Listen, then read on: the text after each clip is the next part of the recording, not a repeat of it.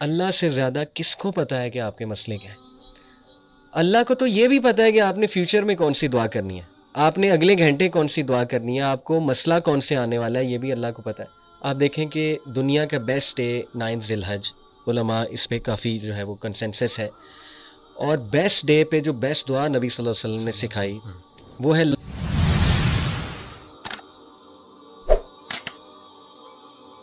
اللہ تعالیٰ نے مجھے دکھایا سبحان اللہ کہ میں حرم میں نماز پڑھ رہا تھا، مغرب کی نماز پڑھی میں نے، اور ہم ٹاپ فلور پہ تھے۔ میرے ساتھ ایک آئی تھنک سوڈانی تھا یا افریقن ہی کسی کنٹری کا بندہ تھا میرے رائٹ پہ۔ تو ول یو بلیو اٹ کہ اب مغرب سے عشاء تک تقریباً 1.5 گھنٹہ ہوتا ہے، 1.5 گھنٹے کا گیپ ہوتا ہے۔ تو میں وہیں بیٹھ گیا، میں نے کہا اب کیا جانا، رش بہت ہے، یہیں پہ بیٹھ جاتے ہیں، بیٹھ کے ذکر کرتے ہیں، قرآن پڑھتے ہیں وغیرہ وغیرہ۔ تو ول یو بلیو اٹ کہ وہ بندہ میرے ساتھ، اس نے نا اس طرح ہاتھ اٹھائے ہوئے ہیں، اور لٹرلی وہ بندہ مغرب سے عشاء دعا کرتا رہا، اور وہ کوئی اپنی پرسنل دعائیں کر رہا تھا اپنی لینگویج میں۔ شروع میں اس نے ظاہر عربی الفاظ ادا کیے، لیکن اس کے بعد وہ بار بار اللہ کو پکار کے یا اللہ یا اللہ، اور مجھے اس کی آوازیں آ رہی تھیں تھوڑی تھوڑی، اور مجھے اندازہ ہو رہا تھا کہ وہ دعا میں اپنی کچھ پرسنل چیزیں جو ہے نا وہ مانگ رہا ہے۔ تو پھر اللہ نے مجھے وٹنس کرایا کہ مانگنے والے سبحان اللہ، جن کو لطف آ جائے، جن کو یہ ایک مزہ چکھ لیں دعا کا اور اللہ تعالیٰ سے کنورسیشن کا، وہ پھر ان کو ٹائم کا نہیں پتہ لگتا۔ تو وہ 1.5 گھنٹہ مغیرہ دعائیں مانگتا رہا، اللہ اکبر۔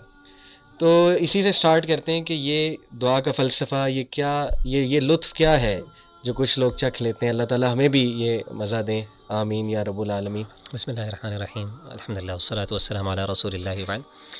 اچھا، میری دعا کے حوالے سے نا تھوڑی سی ایک انڈرسٹینڈنگ تھوڑی سی ڈفرینٹ ہے۔ اصل میں ہم لوگوں نے یہ سمجھ لیا ہے کہ دعا کا مطلب صرف جو ہے نا وہ اللہ تعالیٰ سے کچھ مانگنا ہے۔ ہاں، حالانکہ قرآن مجید میں اگر آپ دیکھیں، جیسے کہ سورہ غافر کی مشہور آیت ہے وقال ربکم ادعونی استجب لکم، کہ تمہارا رب کہتا ہے کہ مجھے پکارو میں تمہیں جواب دوں گا۔ سبحان ان الذین یستکبرون عن عبادتی، وہ لوگ جو میری عبادت سے تکبر کرتے ہیں، سیدخلون جہنم داخرین، وہ جہنم میں داخل ہوں گے رسوا ہو کر۔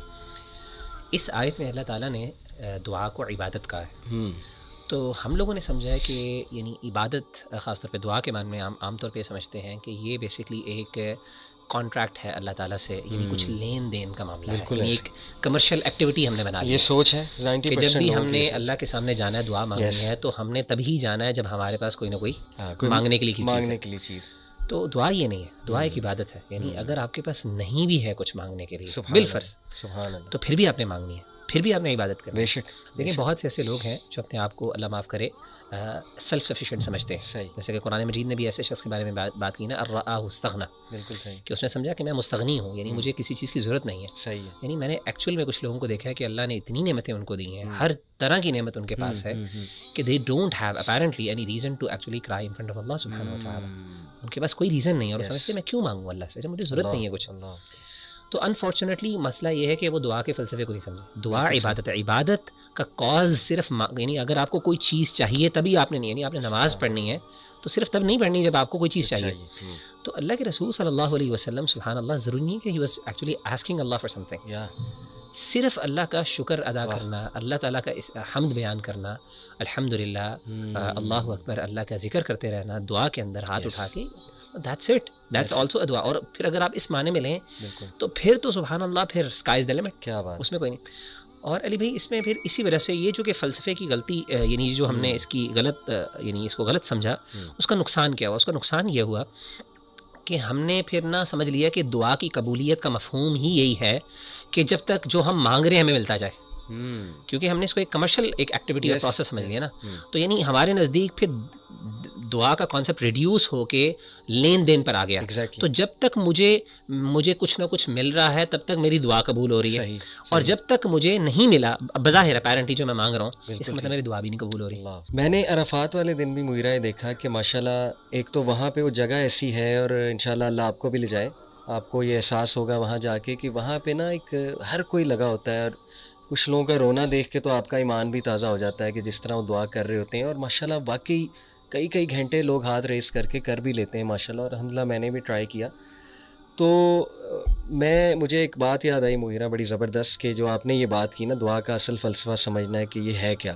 آپ دیکھیں کہ دنیا کا بیسٹ ڈے 9 ذی الحج، علماء اس پہ کافی جو ہے وہ کنسنسس ہے.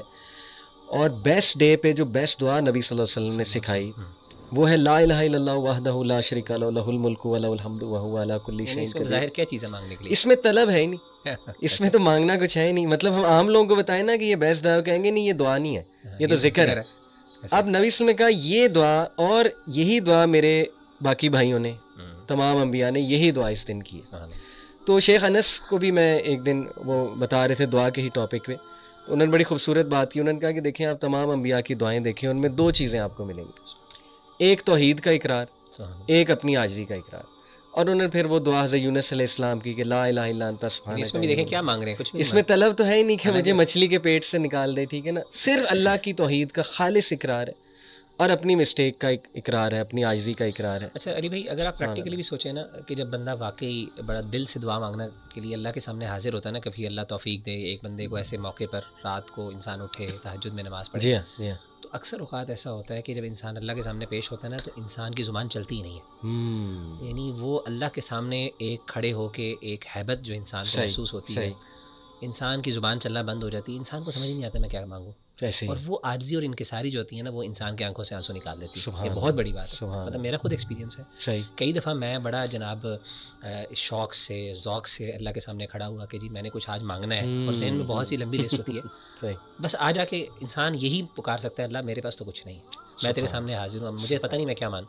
یعنی ہم اتنے عاجز ہوتے ہیں, اور وہ عاجزی اور انکساری کو نا انسان واقعی, میں مطلب جیسے آپ نے بات کی نا شیخ انس کی, میں اس کو ریلیٹ کر سکتا ہوں. بالکل صحیح, کہ صحیح معنوں میں جب انسان, تو انسان کو بولنے, انسان کے صرف جذبات ہوتے ہیں ایسی, اور انسان بس آنکھوں سے آنسو نکل رہے ہیں, جذبات انسان ایکسپریس کرنے کی کوشش کر رہا ہے وہ ہو نہیں رہے, انسان ہو رہا ہے, اور اس پہ پھر واقعی پھر آدھا پونا گھنٹہ کیا گھنٹوں لگ جاتے ہیں, انسان اس فیلنگ سے باہر نہیں نکل سکتا. اور وہ لذت اور وہ ایک اٹیچمنٹ اللہ کے ساتھ جو انسان کو محسوس ہوتی ہے اس وقت. میں ایک اور اسکالر کو سن رہا تھا, وہ ماشاء اللہ حاجیوں کو بتا رہے تھے, کہتے کہ بھائی آپ سورہ فاتحہ ہی آپ کی آج قبول ہو گئی نا عرفات والے دن, تو بس آپ کی زندگی سنور گئی.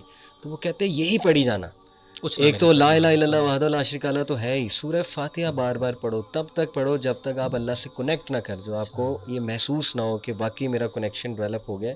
اللہ رب العالمین کی حمد بیان کرو, توحید کا اقرار کرو. اللہ کو پسند ہے کہ اللہ کی توحید کا اقرار کیا جائے, کیونکہ یہ جو بیسٹ ڈے پہ جو بیسٹ ہوا ہے لا الہ الا اللہ وحدہ لا شریک لہ. انس بھائی کہتے ہیں کہ دیکھیں جی, اللہ سے زیادہ کس کو پتہ ہے کہ آپ کے مسئلے کیا ہیں.